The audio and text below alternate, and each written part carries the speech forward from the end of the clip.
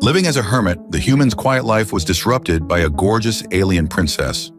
David Blackwood stared at the alien sunset from his cabin's worn wooden porch, the massive crimson sun painting the sky in shades of purple and gold. The dense, bioluminescent forest of Silvera stretched before him, its towering trees reaching heights that would make Earth's ancient redwoods look like saplings. Ethereal creatures floated between the branches, their bodies glowing with internal light. He took a long pull from his steaming mug of herb tea, his calloused hands wrapped around the rough ceramic. His thick, dark beard and long, wavy hair moved slightly in the evening breeze. The former army sergeant had found peace here, far from the memories that haunted him. 5 years had passed since that failed mission on Proxima B, since he'd watched his entire squad die because of his mistake.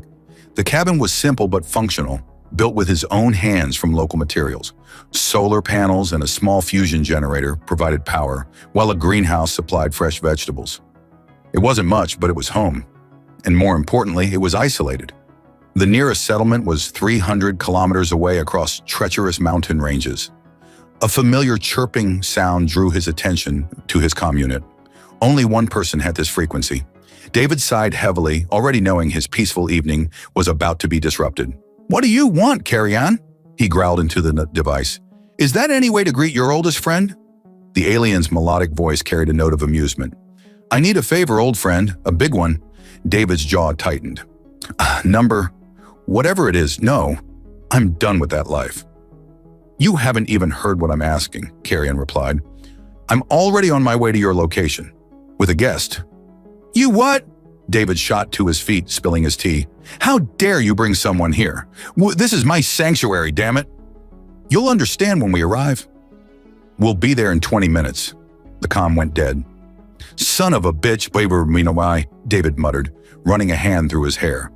He looked down at his worn clothing.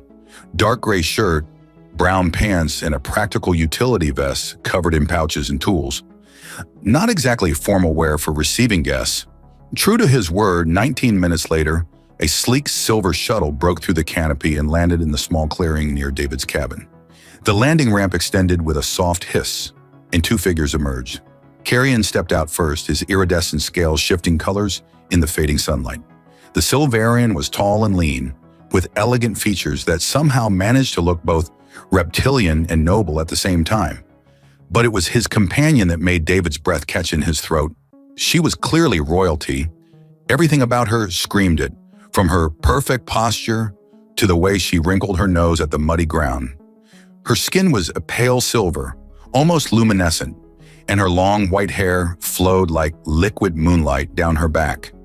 She wore a form-fitting golden bodysuit that left little to the imagination, with a corset-like structure that emphasized her alien yet undeniably feminine figure. "David," Carrion said formally, "may I present Her Royal Highness, Princess Cynera of the Astari Empire?" He turned to the princess. "Your Highness, this is David Blackwood, former sergeant of the Earth Special Forces and the most capable protector I know. This is your solution?" The princess's voice dripped with disdain as she surveyed the cabin. "A primitive dwelling on a backwater world, protected by a barbarian." David's eyes narrowed. "Your Highness," he said, making the title sound like an insult, "you're welcome to find accommodations elsewhere. I'm sure there are plenty of luxury resorts that would love to host you and paint a target on your back for your would-be assassins." The princess's silver eyes widened in shock, clearly unused to being addressed in such a manner. Before she could respond, Carrion stepped between them. "Both of you, please. Your Highness, David is the only one I trust with your safety. David, someone is trying to kill the princess. The attempt on her life in the palace proved they have inside help. This is the last place anyone would look for her." "No," David said flatly. "I don't care if she's the queen of the whole damn galaxy. I'm not getting involved." "You owe me, old friend," Carrion said quietly. "Remember Proxima B? Who got you off that planet? Who helped you disappear?" David's face darkened. "That's a low blow, Carrion." "Perhaps, but I'm calling in that debt. 1 month, that's all I ask. Keep her safe while we root out the conspirators." David looked at the princess, who was now examining his cabin with an expression of horror usually reserved for particularly disgusting insects. 1 month with this spoiled royal? It would feel like a year, but a debt was a debt. Fine, he growled. 1 month, but we do this my way. No servants, no luxury, no special treatment. If she wants to survive, she lives by my rules. This is outrageous, the princess protested. I am not some common... Those are my terms, David cut her off. Take them or leave them. The princess looked at Carrion, who nodded slightly. Her face twisted in frustration, but she finally gave a curt nod. I accept your terms, barbarian, but don't expect me to enjoy it. Trust me, princess, David replied with a grim smile. I'm not expecting either of us to enjoy this arrangement. The first rays of Silvera's massive sun had barely breached the horizon when David began his morning routine. He moved through a series of combat exercises in the clearing outside his cabin, his muscled form flowing through the precise movements with practiced ease. Sweat glistened on his bare chest as he completed the sequence. Years of military discipline evident in every controlled motion. A soft noise made him turn. Princess Cynara stood in the cabin doorway, her silver skin catching the early morning light. She wore one of his spare shirts, the fabric hanging loose on her slender frame, reaching to mid-thigh. Her expression was unreadable as she watched him. Enjoying the show, Your Highness? David asked dryly, reaching for a towel. I was merely observing your primitive combat rituals, she replied, but a slight flush colored her cheeks. Though I suppose even barbarians must maintain some form of discipline. These primitive rituals might save your life someday. He pulled his shirt back on, noting how her eyes followed the movement. Speaking of which, your combat training begins today. I beg your pardon. Cynara's elegant features twisted in disbelief. I am a princess of the Astari Empire. We do not engage in physical combat. David approached her, his height forcing her to tilt her head back to maintain eye contact. And that's exactly why someone nearly succeeded in killing you. You're helpless. I am not helpless, she snapped. I have mastered 17 forms of formal court dance, studied with the finest tutors in the Empire, and none of that will stop a knife in the dark, he interrupted. Your assassins don't care about your dancing skills, princess. They stood there, locked in a battle of wills, neither willing to back down. Finally, Cynara's shoulders slumped slightly. Very well, what do you propose? Oh, first, breakfast. Then we begin with basic self-defense. You need to learn how to fall without hurting yourself, how to break holds, and how to use an attacker's strength against them. Over breakfast, simple but nutritious fare that made the princess wrinkle her nose, David laid out his plans. You'll also need to learn survival skills. Hunting, tracking, finding safe water. If we need to evacuate quickly, you can't rely on technology or servants. And I suppose you're an expert in all these areas? Her tone was skeptical, but he detected genuine curiosity beneath the sarcasm. I've had to be. After Proxima B, he trailed off, the old pain surfacing briefly before he pushed it down. Let's just say I learned the hard way that survival depends on being prepared for anything. Something in his voice must have reached her, because she set down her spoon and looked at him intently. What happened there? On Proxima B? That's not up for discussion. His tone made it clear the subject was closed. They spent the morning on basic combat stances and falling techniques. Despite her initial reluctance, Cynara proved to be a quick study.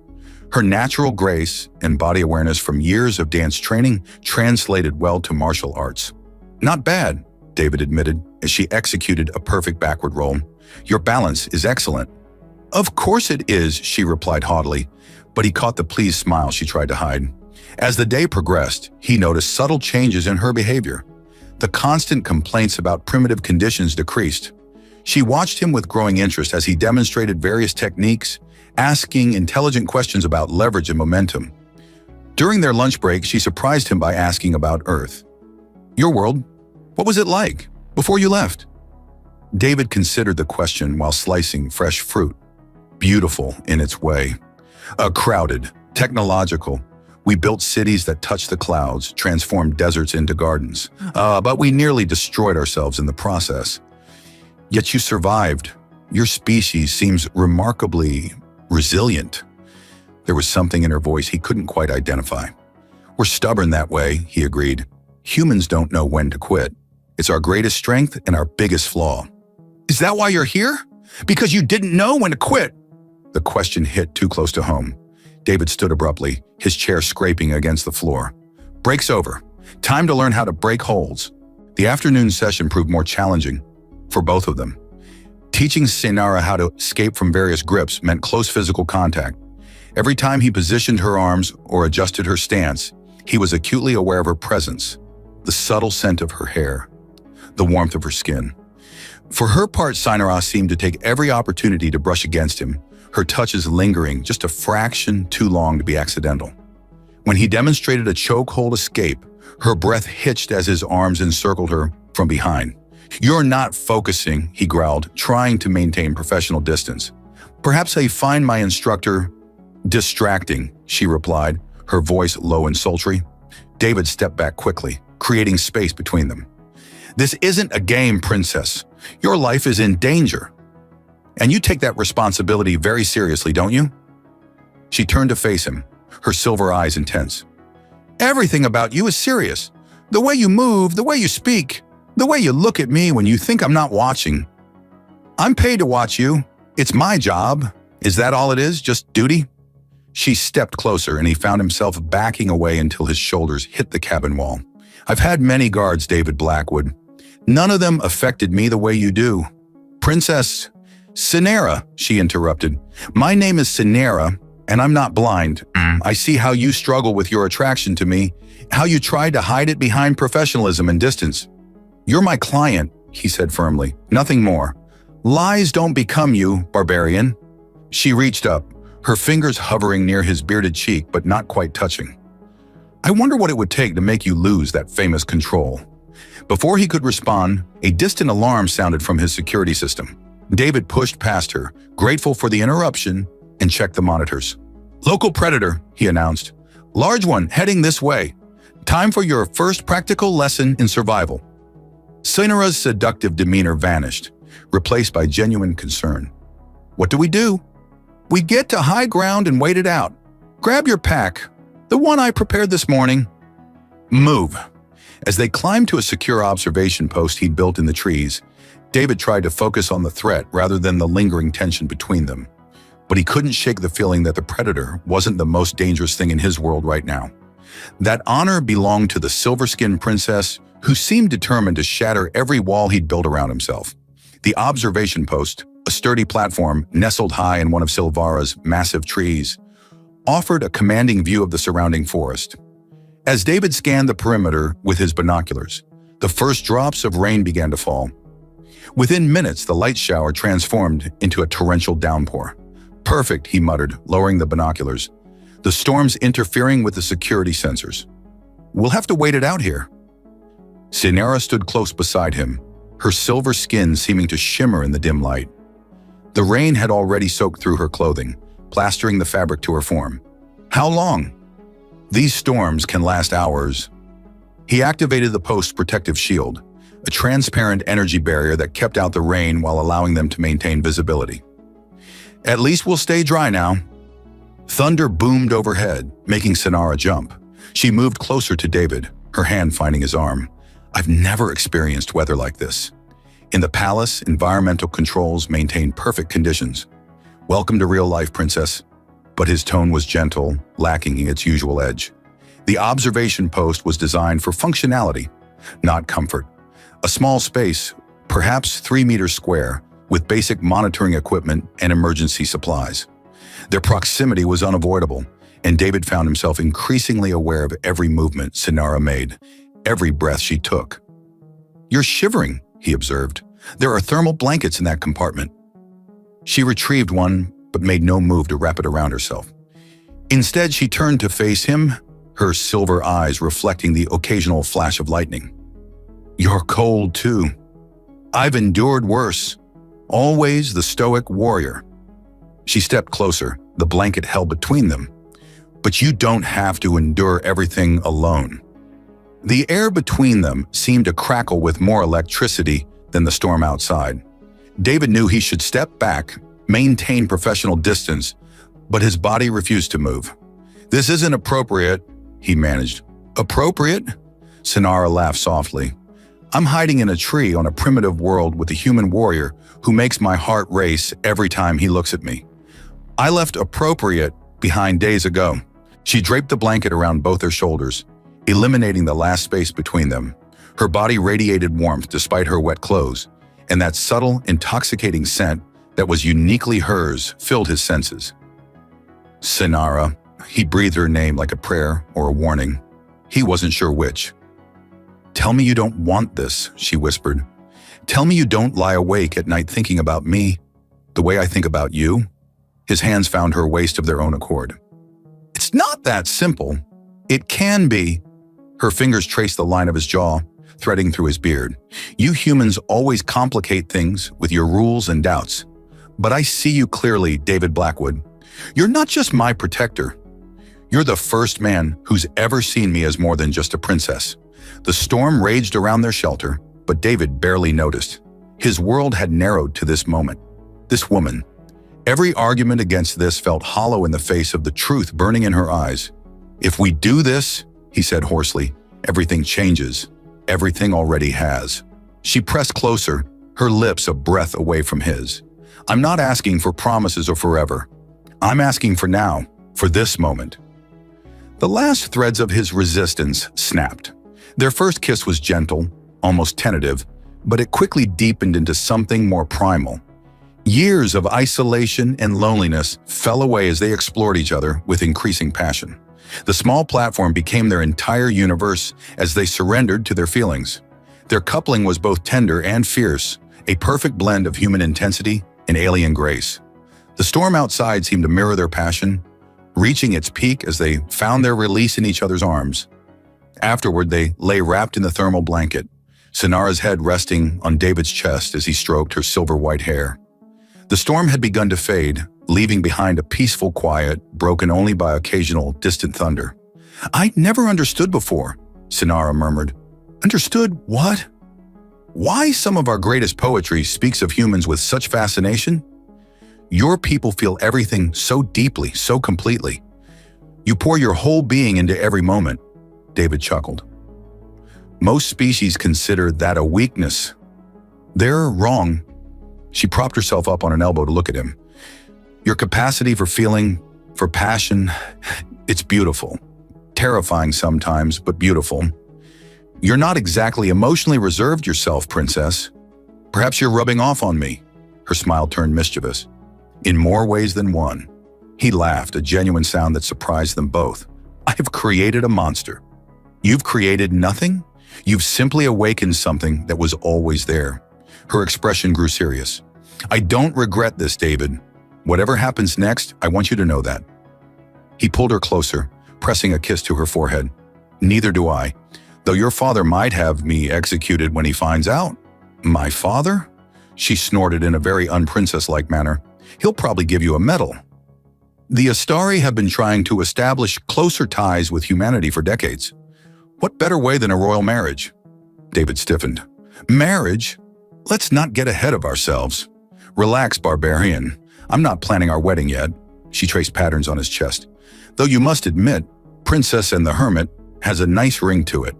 Before he could respond, the security system chirped. The storm had passed and the sensors were back online. No threats detected.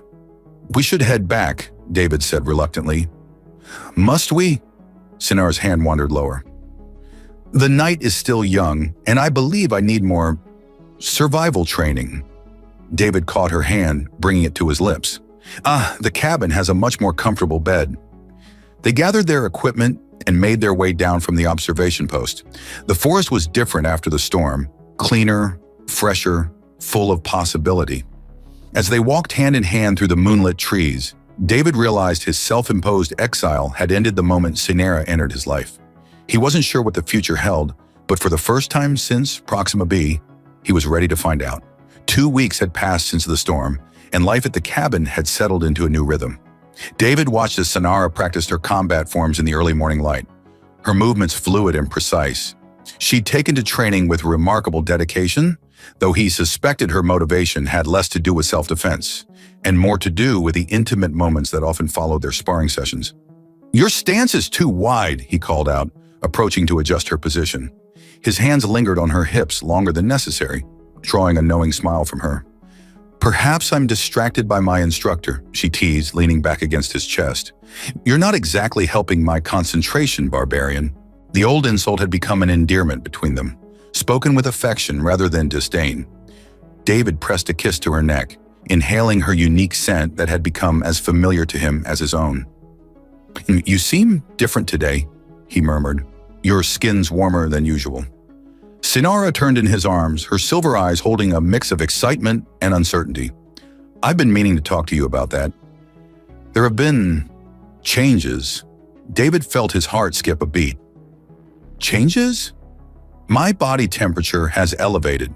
I'm experiencing unusual cravings for earth foods from your stores." And she placed his hand on her lower abdomen. "I can sense something here, something new." The implications hit him like a physical blow. "You're pregnant, but I thought our species weren't compatible for reproduction." "The Astari are known for our adaptability," Sinara explained, watching his reaction carefully. "Our bodies can modify themselves to achieve compatibility with other humanoid species. It's one reason we've survived as a spacefaring race for so long." David stepped back, running a hand through his hair as he processed this information. "Why didn't you tell me this was possible? Would it have changed anything?" She raised an eyebrow. "Would you have denied what was growing between us?" "No," he admitted after a moment, "but I should have known the risks." "Risks?" Her voice took on an edge. "Is that how you see our child? A risk? That's not what I meant." He pulled her back into his arms.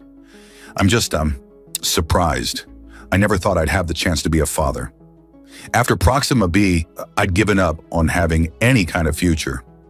Sinara's expression softened. "Perhaps it's time you told me what really happened there." David was quiet for a long moment, his arms tightening around her. Finally, he spoke, his voice rough with old pain. "I was leading a rescue mission. A civilian research station had gone dark. When we arrived, we found the station overrun with hostile indigenous life forms. I made the call to push forward instead of waiting for backup." "What happened?" "We reached the survivors, but during extraction, everything went wrong. The creatures had laid traps we didn't detect. I lost my entire squad trying to get those civilians out." His voice cracked. 12 good soldiers died because of my decision. "And the civilians?" "We saved them. All 37 of them. But the cost..." He shook his head. "I couldn't face another command after that. Couldn't risk more lives." Sinara placed her hand on his cheek, forcing him to meet her gaze. "You made the best decision you could with the information you had. Those 37 people are alive because of you. My men are dead because of me." "No," her voice was firm. "They died because they were soldiers doing their duty, following a commander who put the lives of innocents first. That's not failure, David. That's honor." Before he could respond, she suddenly swayed on her feet. David caught her, concern replacing his dark memories. "I'm fine," she assured him. "The healer texts in my cultural database say this is normal for Astari pregnancies. Our bodies undergo rapid changes to accommodate hybrid offspring." He led her to the cabin's porch, settling her in the comfortable chair he'd built for her.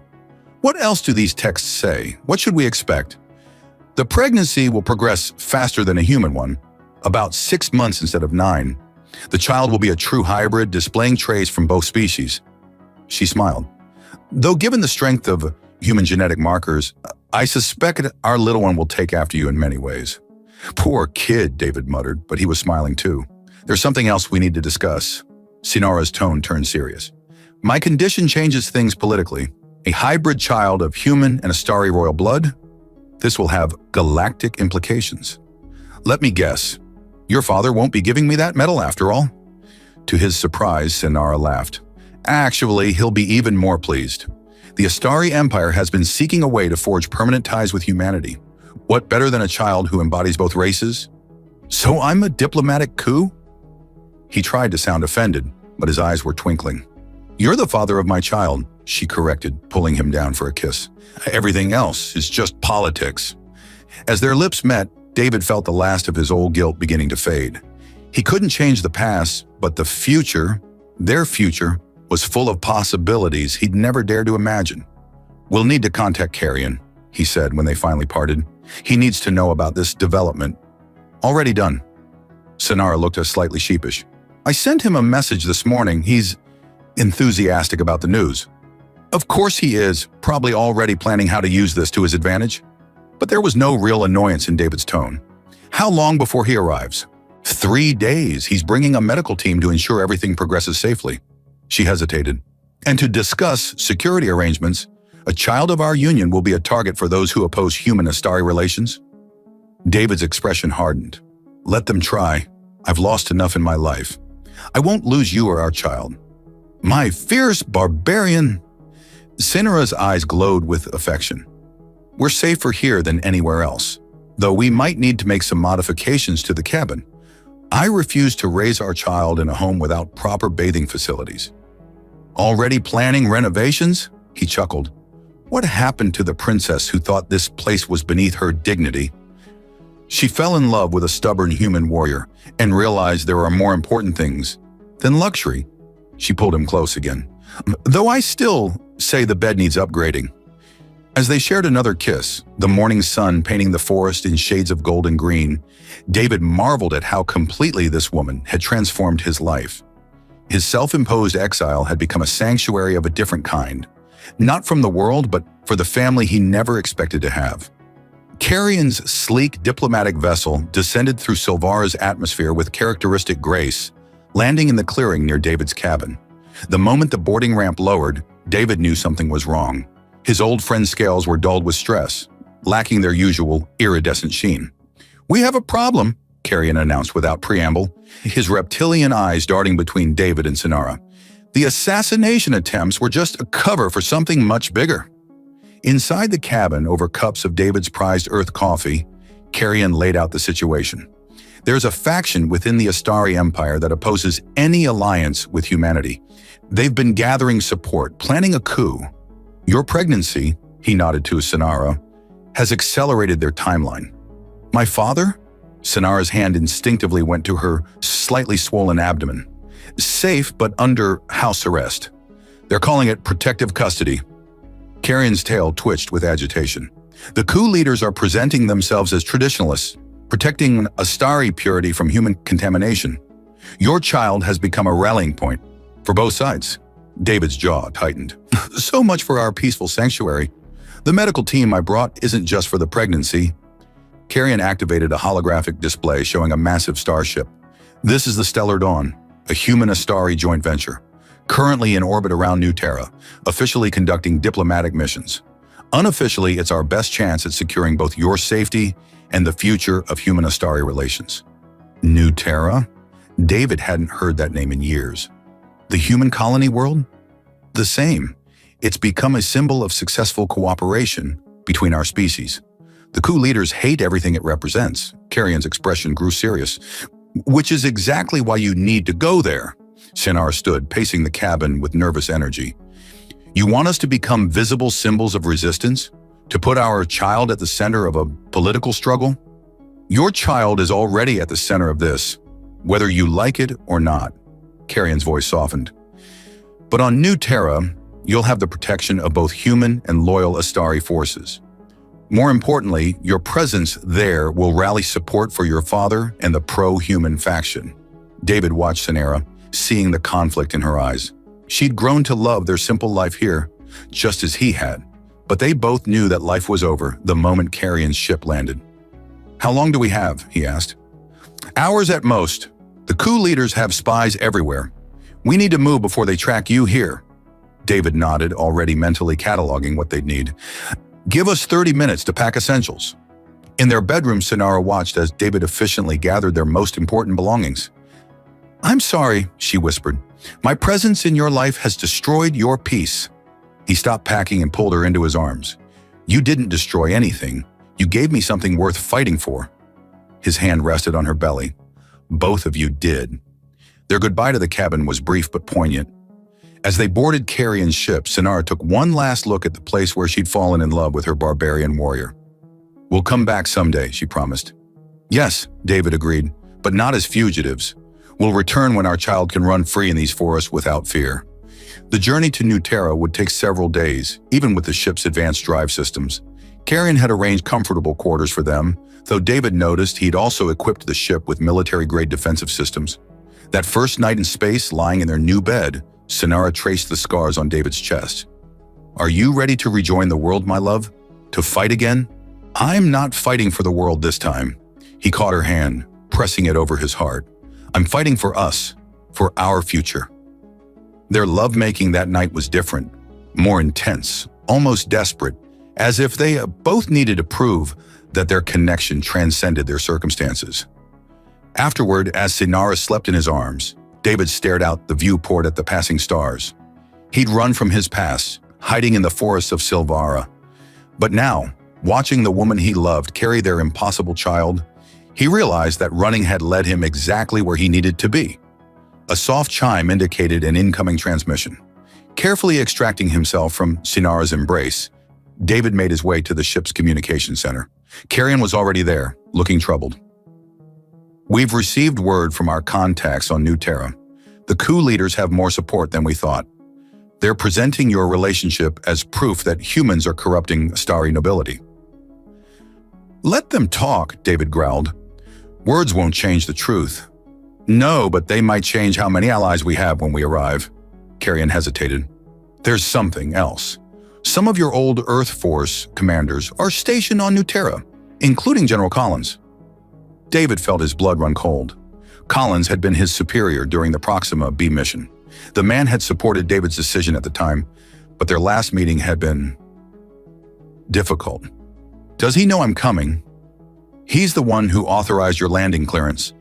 Carrion's scales shifted colors, indicating anxiety. He said, and I quote, "Tell Blackwood it's time to stop hiding." David laughed humorlessly, subtle as ever. Will this be a problem? No. David straightened his shoulders, feeling the old soldier in him awakening. Collins is a hard ass, but he's fair. If he's involved, it means Earth Force is taking the coup threat seriously. Good, because we'll need every ally we can get. Carrion pulled up more tactical displays.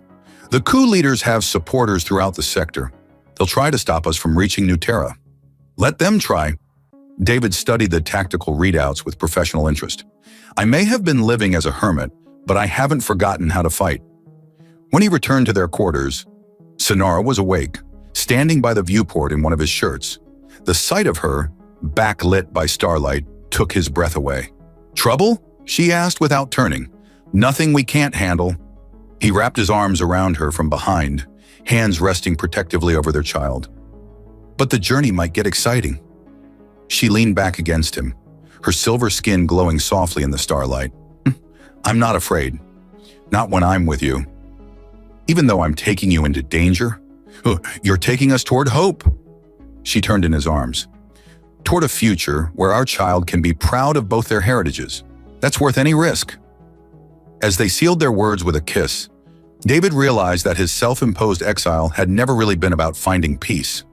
It had been about waiting for the right reason to rejoin the fight. He'd found that reason in the arms of an alien princess who'd turned his quiet life upside down in the most beautiful way possible. New Terra's capital city gleamed like a jewel in the morning sunlight, its architecture a stunning blend of human efficiency and a starry elegance.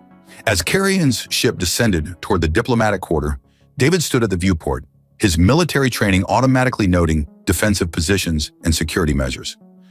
Impressive, isn't it? Sinara's arms slipped around his waist from behind. The first true collaboration between our peoples.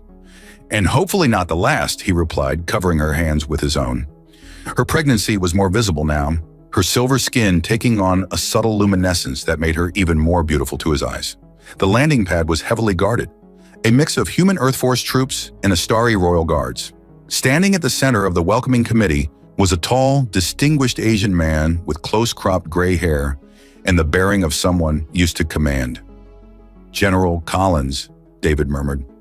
Still looking like he could outrun recruits half his age. Is he as formidable as you remember?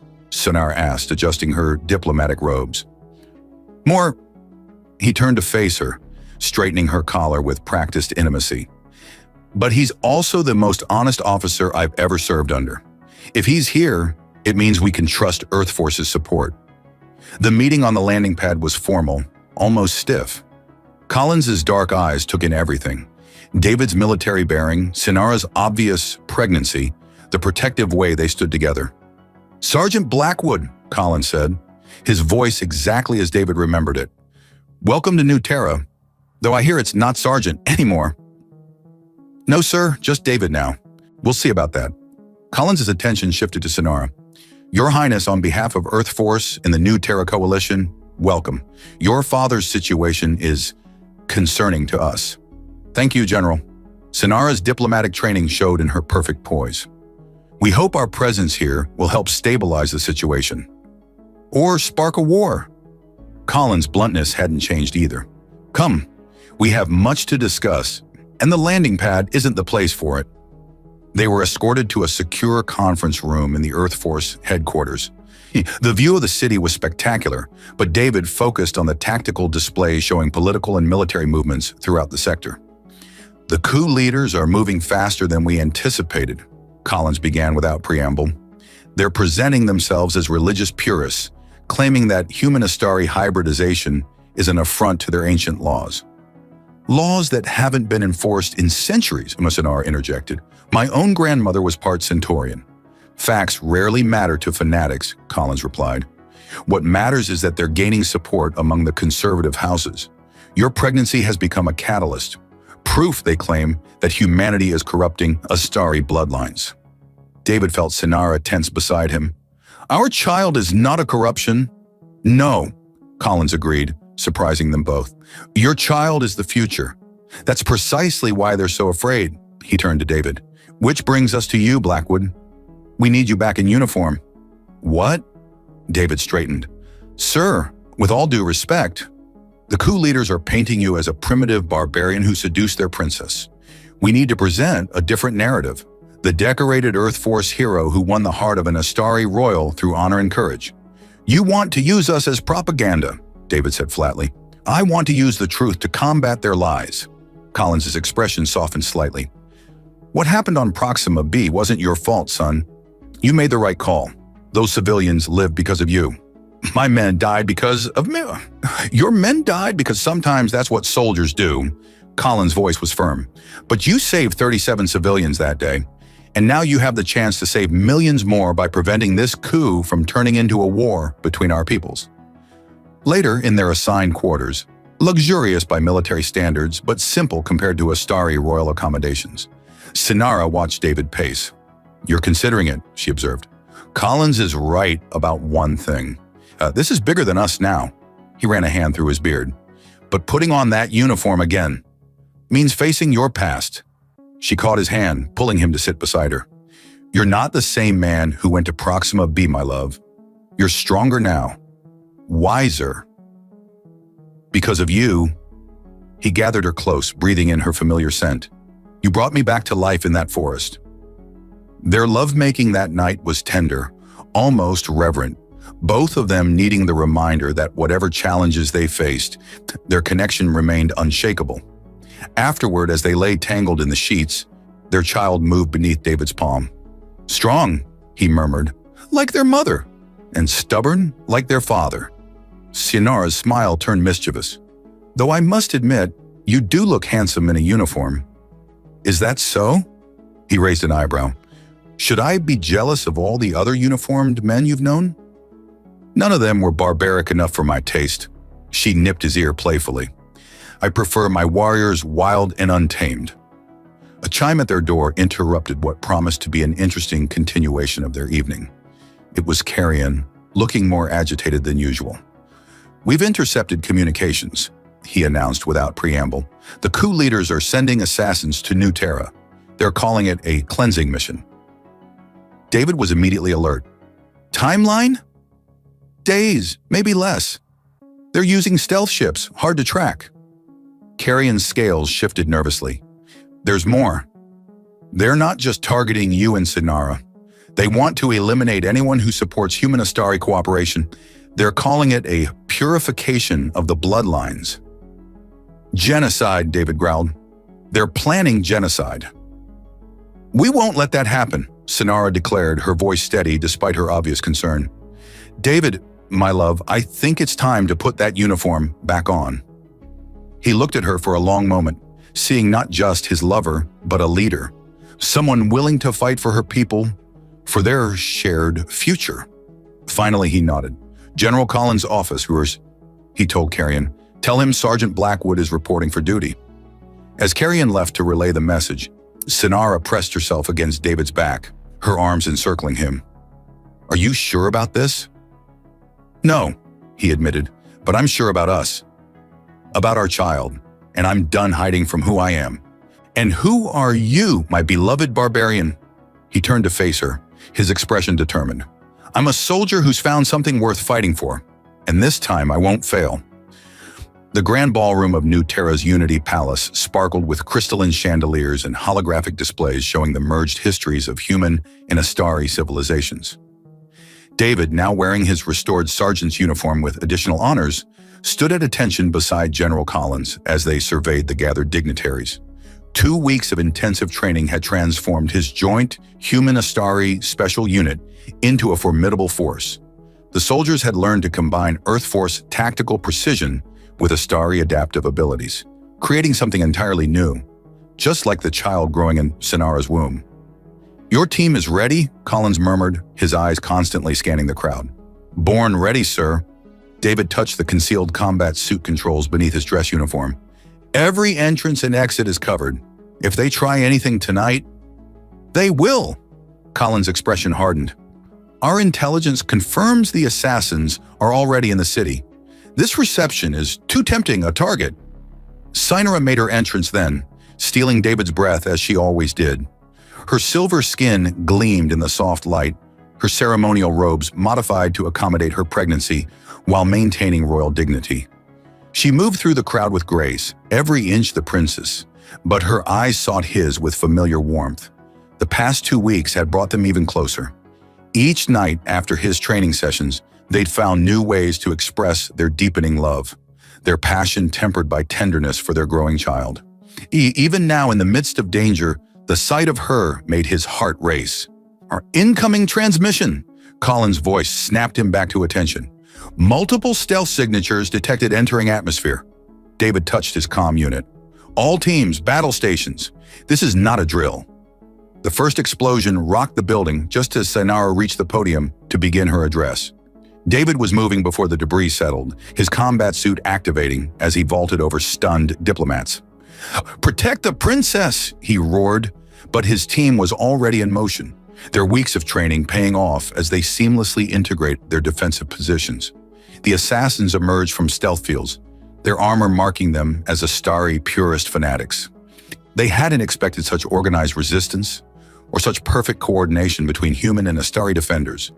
David reached Sinara just as she dispatched an attacker with the combat moves he'd taught her, her pregnancy doing nothing to diminish her newfound warrior spirit.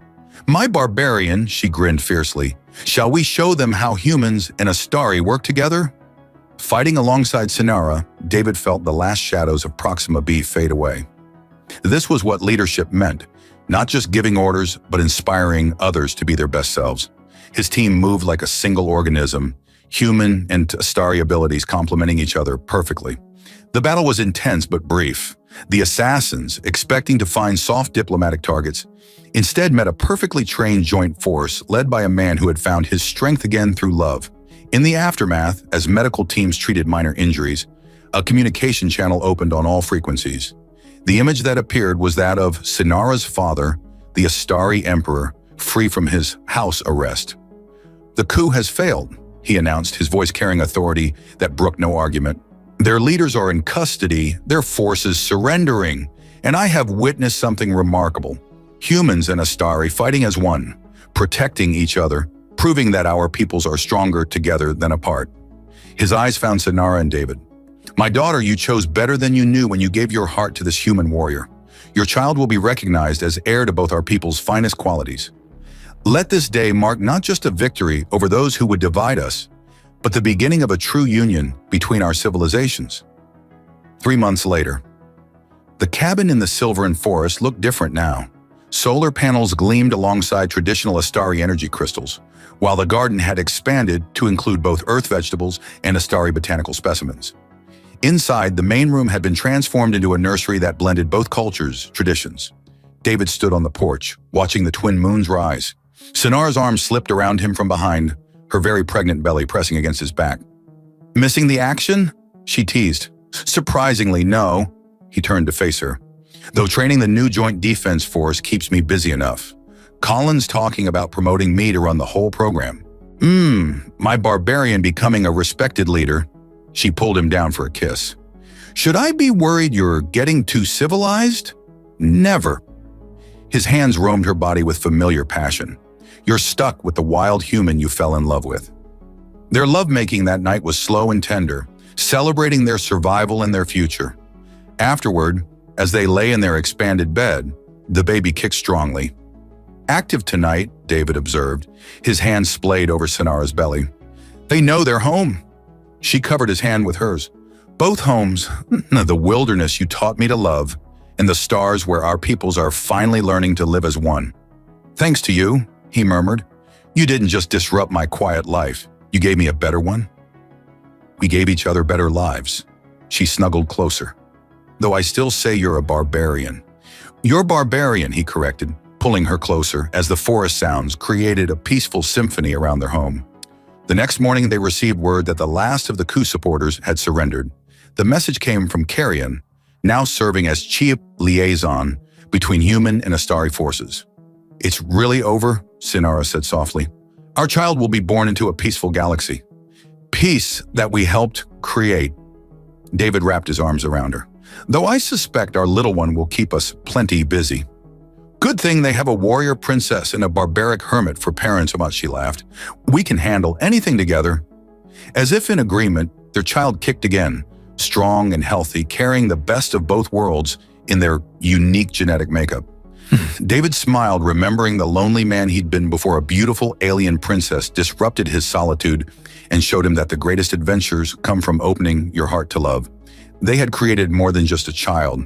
They had forged a new path for both their peoples, proving that the greatest strength comes not from isolation, but from embracing differences and finding common ground.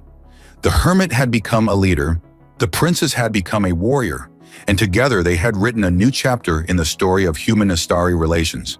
But more importantly, they had written their own love story, one that would be told for generations to come. 1 year later, the silver and sunrise painted the forest in shades of amber, and rose as David stepped onto the cabin's expanded porch, cradling his 6-month-old son. Little Theris, named in the Astari tradition, but bearing his father's wild dark hair and his mother's silvery skin, gurgled happily at the bioluminescent creatures floating through the morning mist. Already fascinated by the forest, just like his father, Sinara's melodic voice came from behind them. She wrapped her arms around her family. Her royal robes exchanged for comfortable Earth-style clothing, though she still managed to make even simple garments look elegant. And already showing his mother's grace, David replied, watching as their son's tiny hands reached for a passing light sprite with perfect coordination. The Joint Training Academy can't wait to see what abilities he develops. They'll have to wait their turn, Sinara said firmly. Our son will have plenty of time to be a bridge between worlds. For now, he's just our little miracle. Theris's unique genetic makeup had indeed proved miraculous.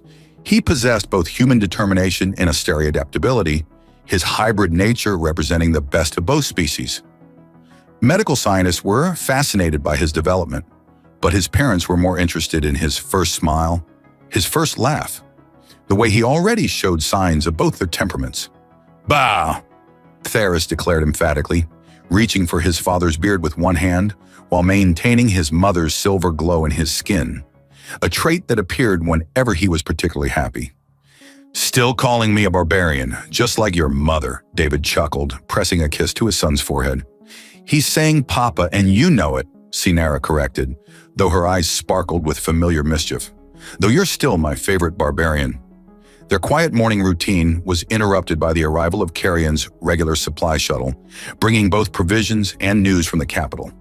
The former coup worlds were now thriving centers of human Astari cooperation, with mixed communities establishing themselves throughout the sector. But here in their forest sanctuary, politics seemed distant and unimportant. They had created their own perfect blend of both worlds, advanced technology humming quietly alongside natural beauty, diplomatic duties balanced with family life, and a love that had only grown stronger through all their challenges.